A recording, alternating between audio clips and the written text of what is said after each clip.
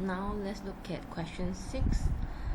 So you have to evaluate the line integral y dx minus x dy along the curve C shown in the figure below.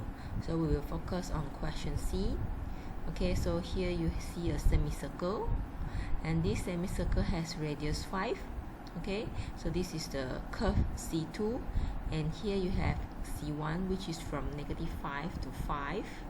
Okay, so this is the curve.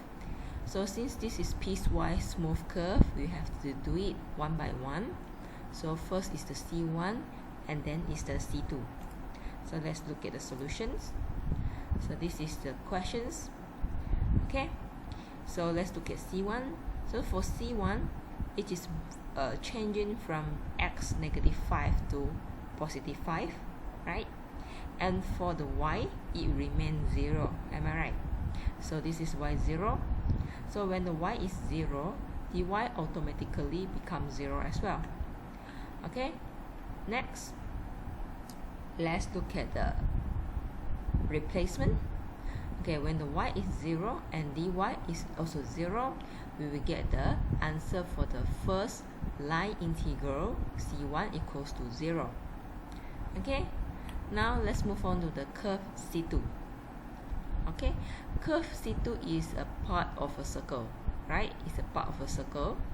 So it is the upper part of a circle, and it is from 5, 0 to -5, 0. So in this case, I decide, okay, to change the variable in the line integrals to variable t. Okay, so this is what we learned previously. The x can be represented by r cos theta. Okay, and the r in this case is 5, right? Okay, it's 5. The radius is 5. Okay, the radius is 5. Okay, and the y, I decide to represent it by r sin theta. Okay, so r will be equals to 5, and the theta I replace it with t. Okay, next I perform differentiation for this equation with respect to t, and I will get this one. So I get the representation of dx, and next is for the dy, I get this one. Okay, so this is the equation of a circle. Okay, now I have to find the interval of the t. Okay, first of all, the x is from 5. Okay, so when the x is 5, I will get my t equivalent to 0. And the second point is, when my x become -5, okay, my t will become pi. So the range of my t is from 0 to pi.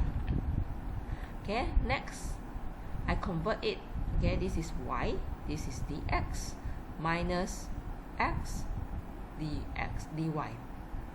Okay, so my interval will be 0 to pi. Okay, so I simplify it, and finally I get my answer equals to -25 pi.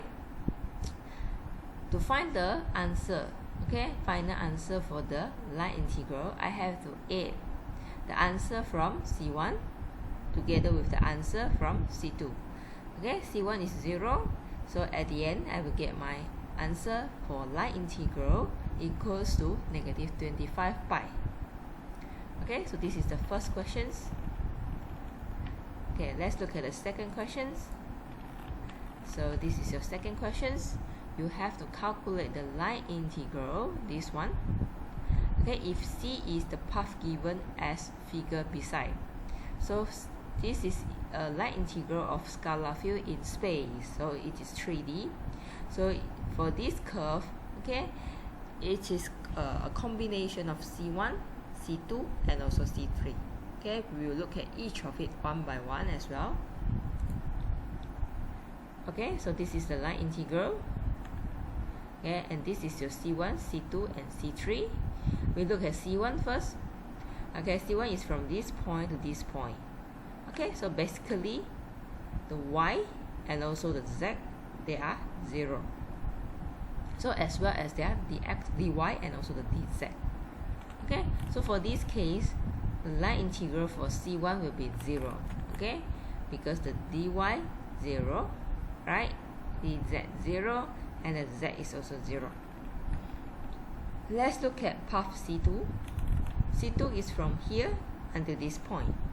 So from this point to this point, the x is always 1. Okay, dx 0.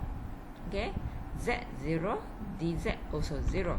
So we will cancel these two portions here and left this part.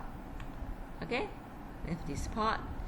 And when I replace my x equals to 1 into here, I will only have this one now. Okay, and look at my y. The interval of my y is changing from 0 to 1. You can check. Okay, this is 0 and this is 1. So I get my answer negative 1/2. And let's look at the path C3 from this point to this point. So at this point, along the line, okay, my y is always 1 and my x is always 1 too. Okay, so I will get my dy dx both 0 and my z is from 0 up to 1. Cancel these two sections, I will have this one left. Okay, and my answer after I insert the interval, it will be 3. Okay, final answer will be the summation from C1, C2 and C3, and finally I get my answer equals to 2.5.